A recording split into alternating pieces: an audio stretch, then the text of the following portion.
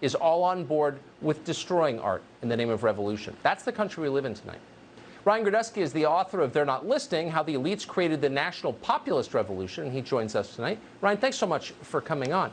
So when a Pulitzer Prize-winning art critic won't defend art, when it's left to a right-of-center talk show host to defend art, what kind of country are we in?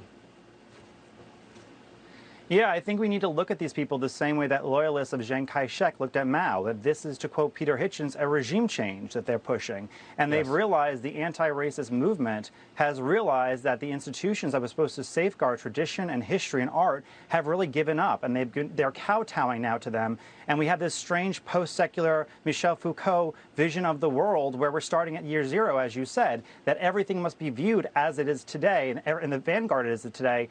And, you know, as Camille Paglia always said, better Jehovah than Foucault, because at least with a organized religion, with a real religion, with Christianity or Judaism or what have you, you get things like, and ethics like forgiveness and salvation. You don't get that. You have a penal code in the anti-racist movement. You can sit there and be guilty of having white privilege and being born white, but you can never get salvation for it. You can never get redemption for it. And in this new, and you can never be woke enough. And in this new age of reason, we're in a very bleak period, because as Sir Roger Scruton always says, good things are hard to create and easy to destroy, and we're destroying a lot of them.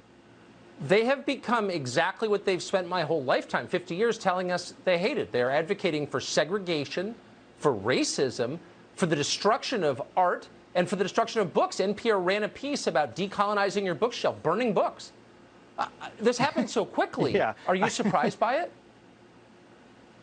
No, but the thing is, it didn't really happen that quickly, and I cite this in my book that just was released. That if you look at woke terminology and there's a great guy named Zach Goldberg. He's a PhD student, I believe, and he tracked how woke terminology has increased in major media outlets like the New York Times and the Washington Post since like 2006, 2007. So it started with colleges saying you can't produce Ernest Hemingway and make people read Ernest Hemingway because it's too masculine. Our great senators.